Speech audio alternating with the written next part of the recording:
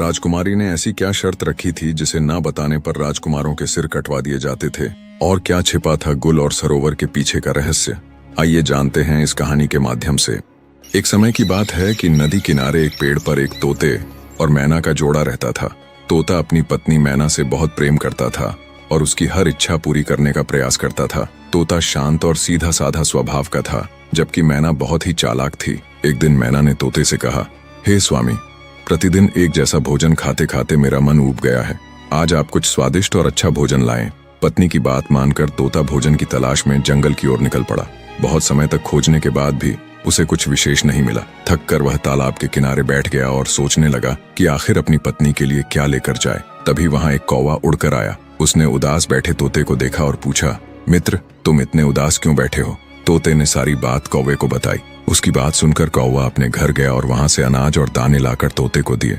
कौवे ने कहा, मित्र, ये अनाज और दाने बहुत अच्छे और स्वादिष्ट हैं, इन्हें अपनी पत्नी को दे दो। ये सुनकर तोता बहुत प्रसन्न हुआ और बोला, मित्र, मैं तुम्हारा यह उपकार कभी नहीं भूलूंगा।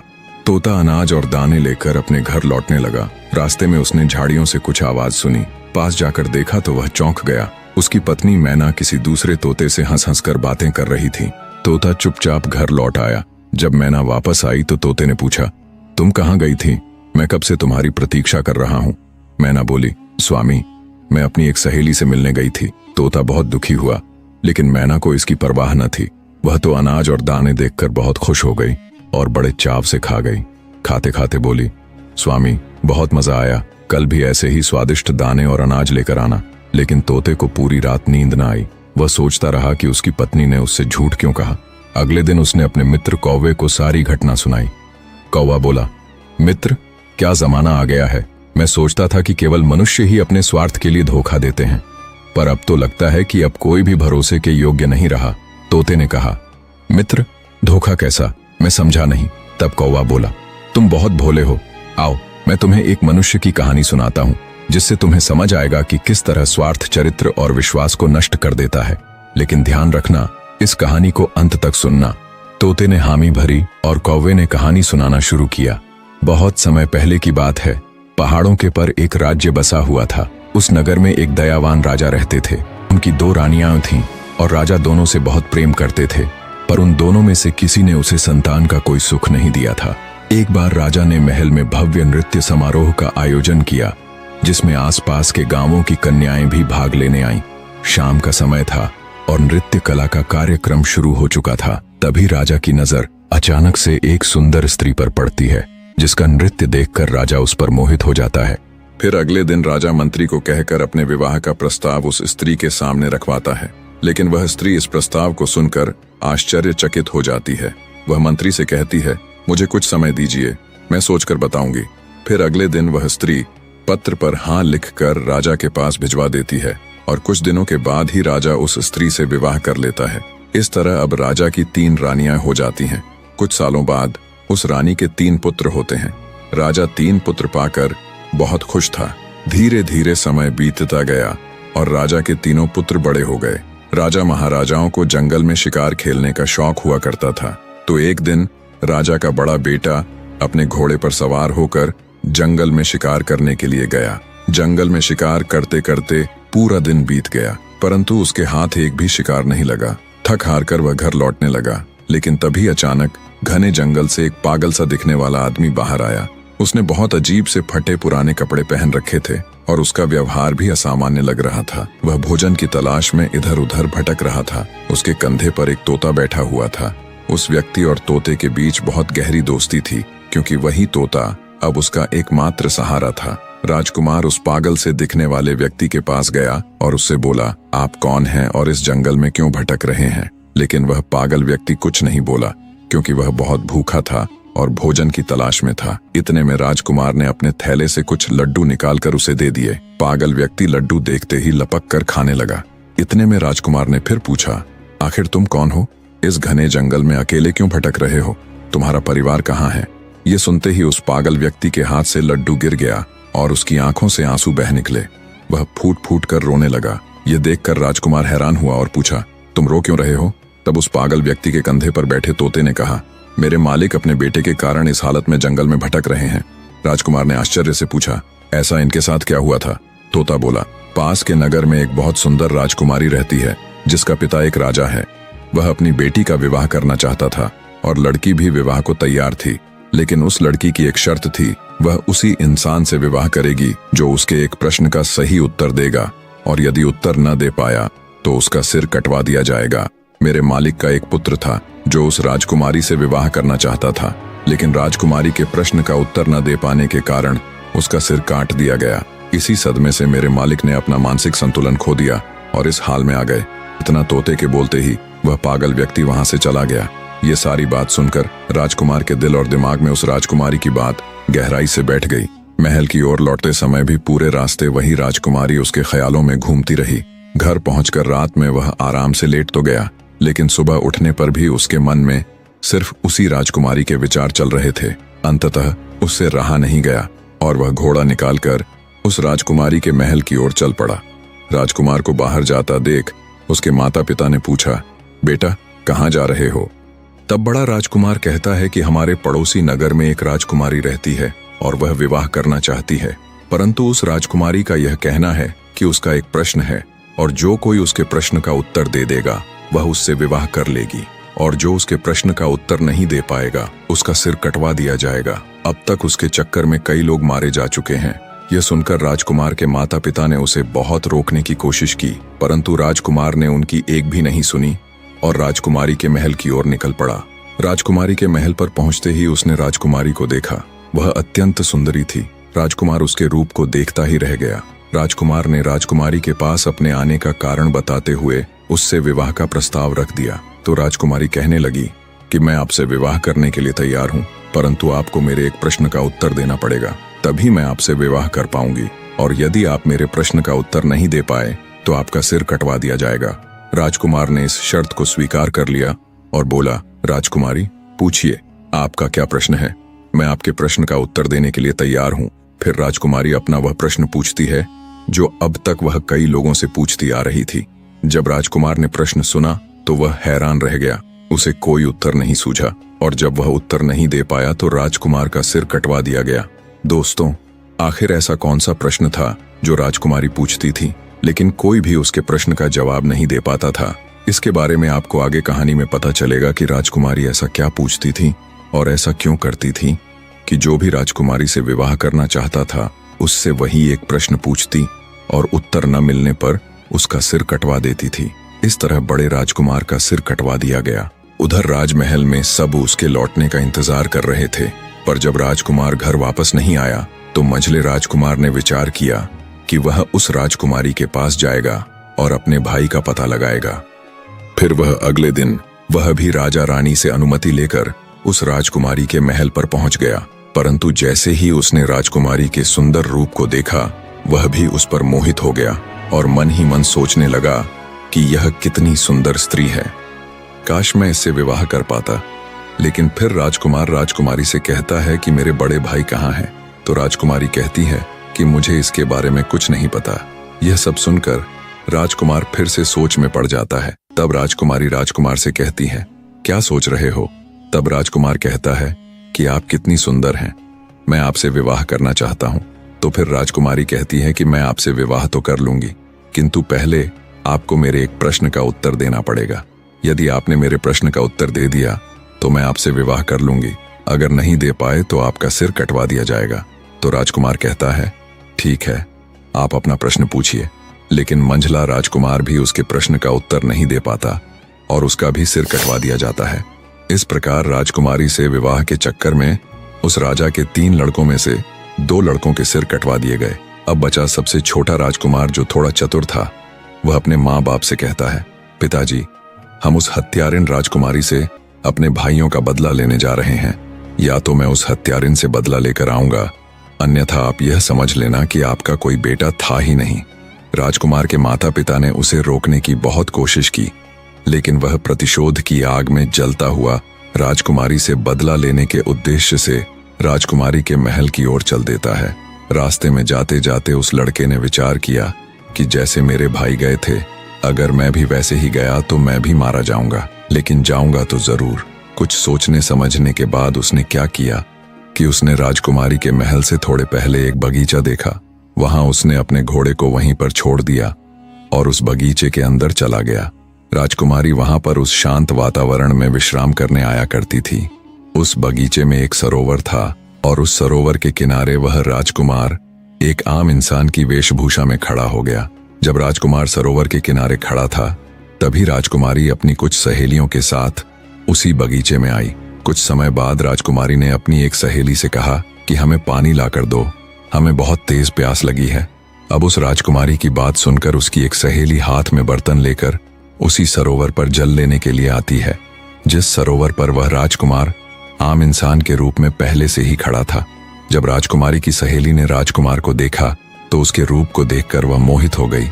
राजकुमारी की सहेली सरोवर से जल भरकर ले आई और राजकुमारी को पिलाया। फिर तुरंत लौटकर सरोवर के पास चली गई। वहां जाकर उसने उस आम आदमी यानी राजकुमार से कहा, आप कौन हो और यहाँ क्या कर रहे हो? मैं आपको देखते ही आपके रूप पर मोहित हो गई हूँ और मैं शीघ्र ही आपसे विवाह करना चाहती हूँ। फिर राजकुमार कहता है, वह तो ठीक है, लेकिन आप कौन हैं? फिर वह लड़की कहती है, मैं इस राज्य की राजकुमारी संयोगिता की सहेली पद्मावती हूँ। यह सुनकर राजकुमार सोचता है कि यह तो उसी राजकुमारी की सहेली है, इसके माध्यम से ही मैं उस राजकुमारी का रहस्य जान सकता हूँ। तब वह राजकुमार राजकुमारी की उस सहेली पद्मावती के साथ उसके घर चला जाता है। पद्मावती अपने आंगन में चारपाई बिछाकर राजकुमार को बैठा देती है और भोजन करवाती है। फिर कहती है, आप क्या सोच रहे हो? आप विश्वास कीजिए, मैं आपको कभी धोखा नहीं दूंगी, क्योंकि मैं तुम्हारे रूप पर दीवानी हो चुकी हूँ। मैं तुमसे प्यार कर बैठी हूँ। जब इतनी बात राजकुमार ने सुनी तो वह रोने लगा। उसकी आंखों से आंसुओं की धारा बहने लगी।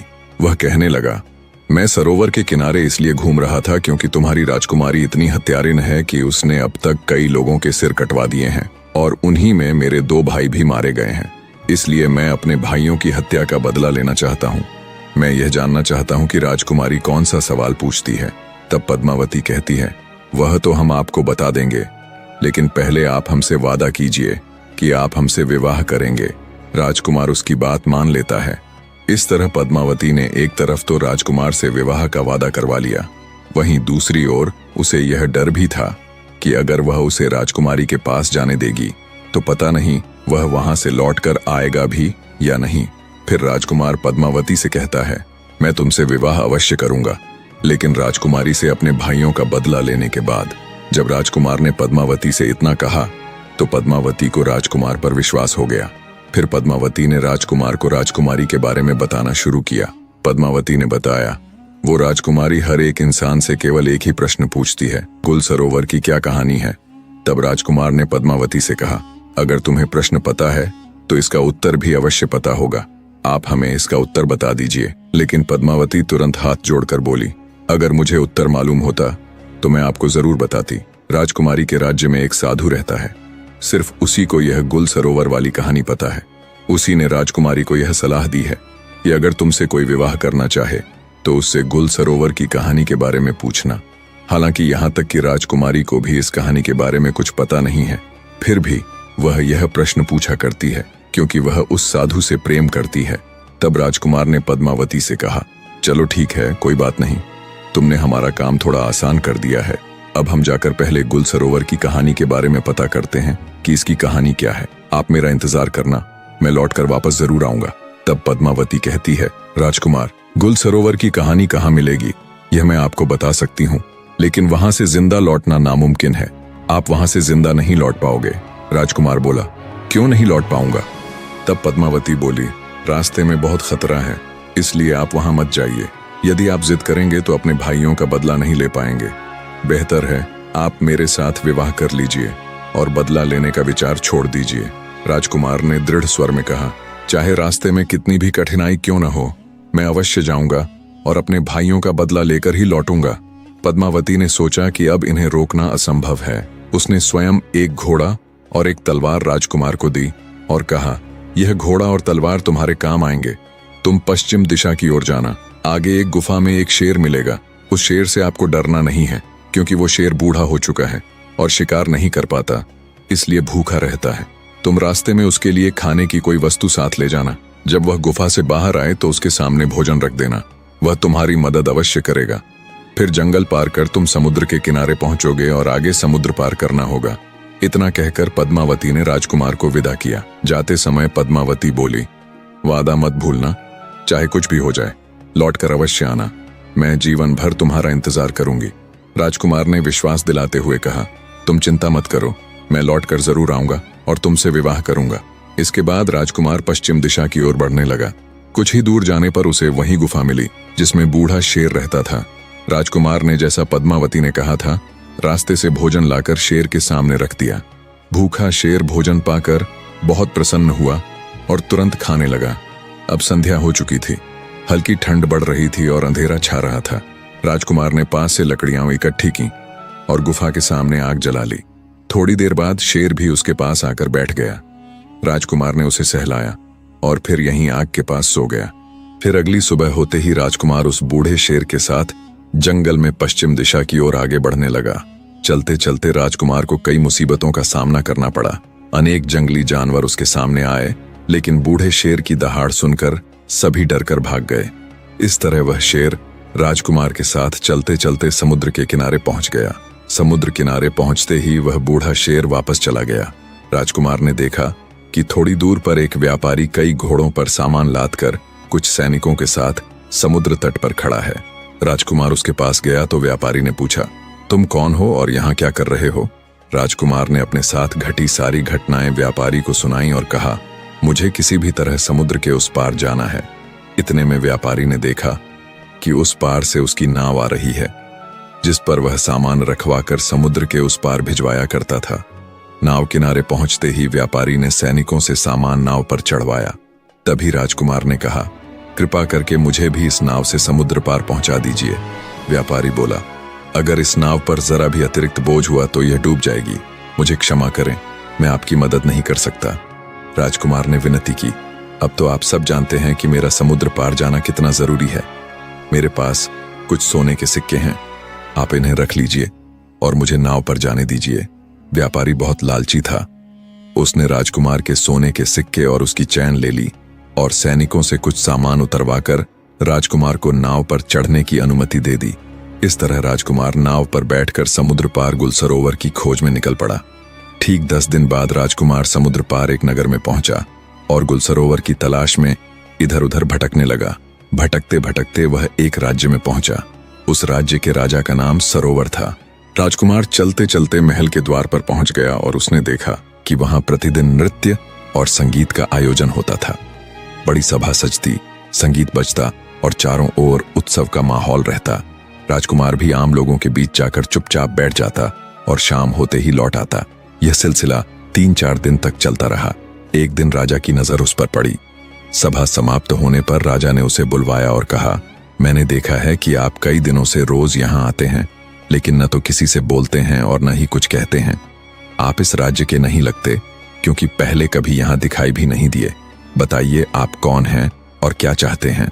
राजकुमार को अच्छी तरह से मालूम था कि इस कहानी के बारे में इस सरोवर नामक राजा को अवश्य जानकारी होगी। तभी कुछ सोचकर राजकुमार कहता है, महाराज, मैं एक गायक हूँ और मैं आपको एक गीत सुनाना चाहता हूँ। यह सुनकर राजा कहते हैं, ठीक है, आप सुनाइए। राजा के इशारे पर पीछे से ढोल बजने लगते हैं और राजकुमार गीत गाने लगता है। उस राजकुमार ने इतना सुंदर गीत सुनाया कि राजा खुश होकर ताली बजाने लगे और बोले, हम तुम्हारी गायकी से में बहुत प्रसन्न हैं। तुम चाहे तो हमसे कुछ भी मांग सकते हो, जो भी मांगोगे हम तुम्हें अवश्य देंगे, यह हमारा वचन है। फिर राजकुमार कहने लगा, महाराज, कहीं ऐसा ना हो कि मैं आपसे कुछ मांगूं और आप अपनी कही हुई बात से मुकर जाएं, इसीलिए रहने दीजिए। तो राजा ने कहा, नहीं, तुम मांगो, जो कहोगे हम तुम्हें देंगे, तुम्हारी जो इच्छा हो बेहिचक मांग लो। अब राजकुमार ने कहा, महाराज, मुझे कुछ नहीं चाहिए, मुझे केवल आप गुल और सरोवर की कहानी बता दीजिए। ये सुनकर सरोवर नाम के राजा को पसीना आ गया। उन्होंने कहा, यह तुमने क्या मांग लिया? तुम मुझसे मेरा पूरा साम्राज्य मांग लेते तो भी मैं खुशी खुशी दे देता, लेकिन तुमने मुझसे यह कैसा सवाल पूछ लिया?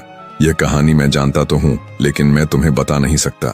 तभी राजकुमार ने कहा, महाराज, कुछ समय पहले आपने ने ही तो कहा था कि जो भी मांगूंगा आप वह देंगे, इसीलिए आप केवल मुझे वही गुल और सरोवर की कहानी सुना दीजिए कि आखिर इस कहानी का राज्य क्या है। अब महाराज अपने ही दिए हुए वचन में फंस जाते हैं और कहने लगे, अगर तुम्हारी यही इच्छा है तो मैं तुम्हें गुल और सरोवर की कहानी सुना दूंगा, लेकिन कहानी खत्म होने के तुरंत बाद तुम्हारा सिर कटवा दूंगा। अगर तुम इस बात पर राजी हो तो हम तुम्हें कहानी सुनाएंगे।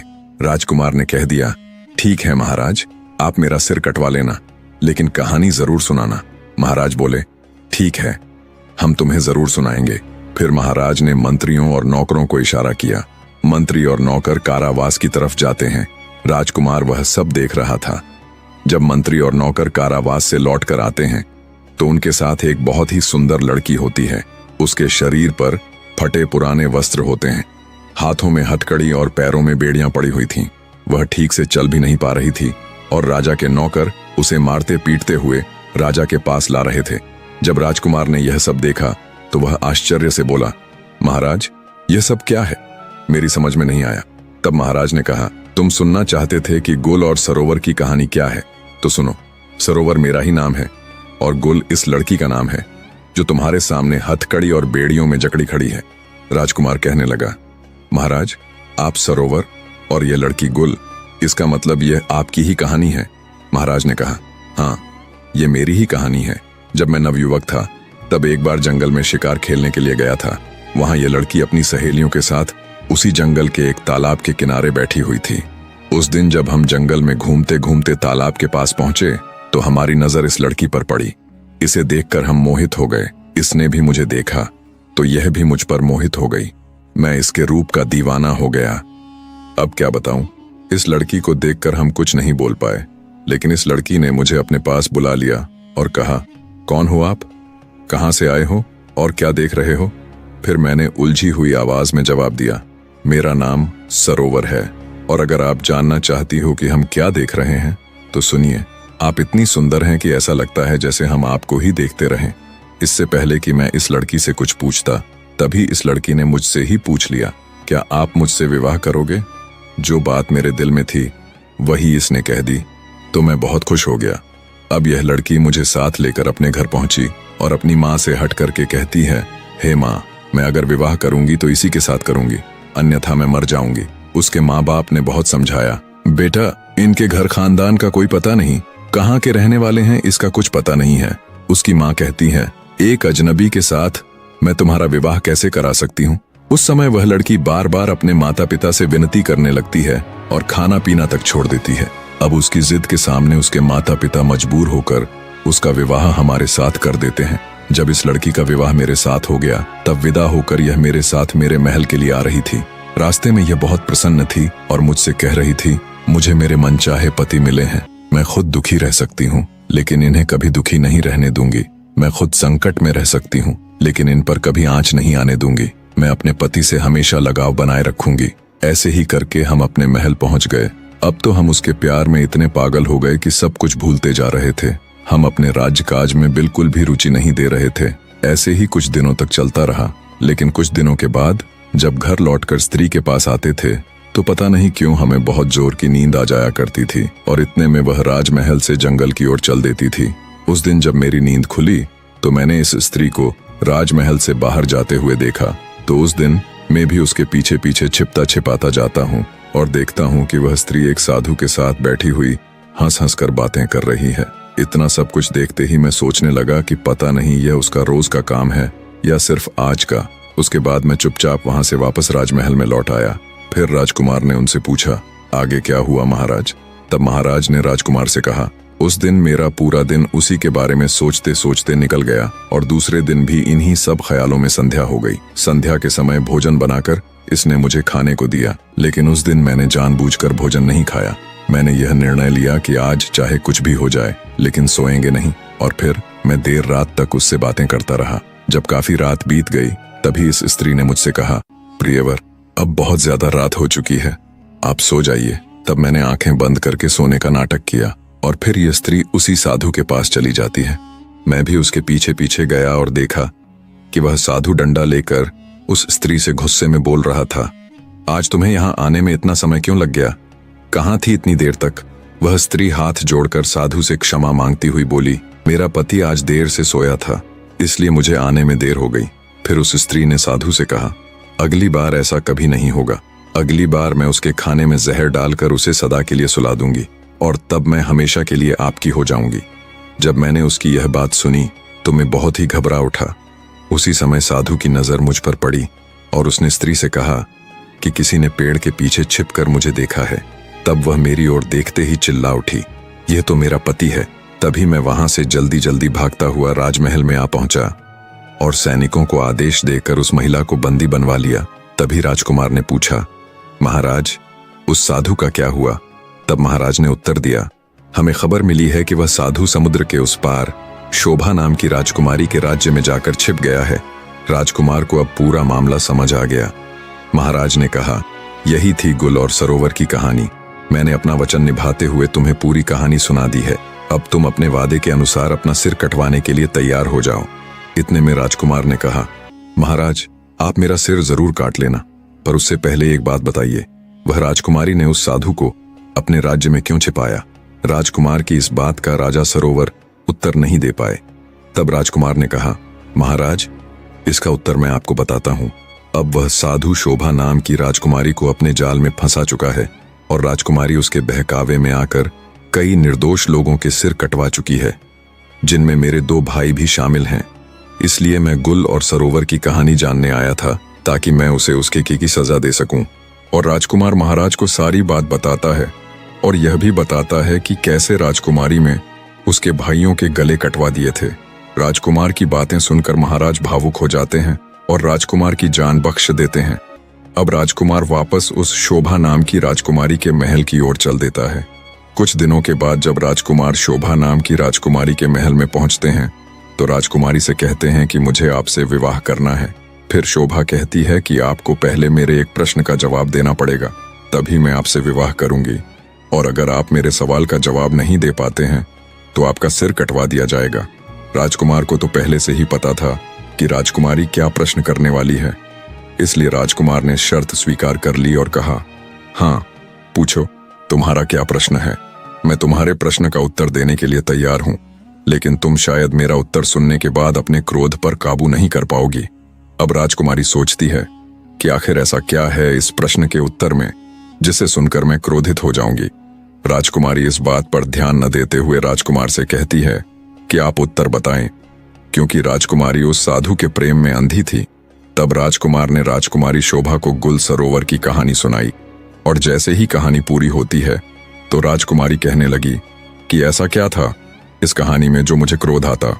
राजकुमार बोले, जिस साधु के प्रेम में तुम अंधी हो वह वही गुल सरोवर वाला साधु है जो वहां से भागकर समुद्र के इस पार तुम्हारे पास आकर छुपा हुआ है। अब शोभा को विश्वास नहीं हुआ और वह तुरंत राजमहल से निकलकर अपने राज्य में उस साधु के पास पहुंचती है। राजकुमारी शोभा के पीछे पीछे वह राजकुमार भी जाता है और वहां पहुंचकर शोभा उस साधु से पूछती है कि तुम कौन हो? साधु घबरा जाता है और कुछ बोल नहीं पाता। तब राजकुमारी को पूरा विश्वास हो जाता है कि यह वही साधु है जिसने महाराज सरोवर को धोखा दिया था। अब राजकुमारी उस साधु से कहती है, तुम्हारे चक्कर में कई लोगों का सिर कटवाया गया, तुमने ही सभी लोगों को जंगल में ले जाकर उनका सिर कटवाया है। अब तुम्हें भी सजा मिलेगी, तुम्हारा भी सिर राज्य के सभी लोगों के सामने कटवाया जाएगा। इतना सुनते ही साधु बोला, राजकुमारी जी, मुझे माफ कर दो, मैंने किसी की जान नहीं ली, वे सभी लोग अभी भी जिंदा हैं। तब राजकुमार जो शोभा के साथ आया था साधु से पूछता है, वे सभी लोग कहाँ हैं? तुम हमें जल्दी से बताओ। साधु राजकुमारी शोभा और राजकुमार को एक गुफा के अंदर ले जाता है। वहां उसने सभी लोगों को जाल के अंदर कैद कर रखा था क्योंकि वह साधु उन्हें बेचने वाला था। राजकुमार उन सभी लोगों को वहां से आजाद कराता है और संयोग से उसके दोनों बड़े भाई भी वहीं मिल जाते हैं। तीनों भाई गले मिलकर भावुक हो जाते हैं। इसी समय राजकुमारी सैनिकों को आदेश देती है और साधु को बंदी बनवाकर महल ले जाती है।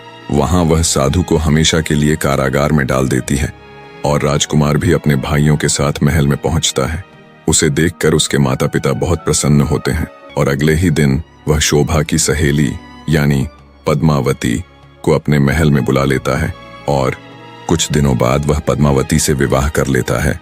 कहानी के अंत में कौवा तोते से कहता है, मित्र, जब किसी मनुष्य या प्राणी को अपना स्वार्थ दिखने लगता है तो वह अपने ही लोगों को बेवकूफ बनाकर अपना फायदा उठाता है और उसके साथ रहने वालों को इसकी भनक तक नहीं लगती। तो दोस्तों, इस कहानी से हमें यह सीख मिलती है कि हमें कभी भी किसी पर आंख मूंद कर भरोसा नहीं करना चाहिए। बिना समझे किसी की बातों में आकर अपने अपनों के साथ विश्वासघात नहीं करना चाहिए और न ही उनकी भावनाओं से खेलना चाहिए। अगर आपको यह कहानी पसंद आई हो तो इसे लाइक और शेयर करें और चैनल को सब्सक्राइब करना ना भूलें। तो मिलते हैं अगली नई कहानी के साथ। धन्यवाद।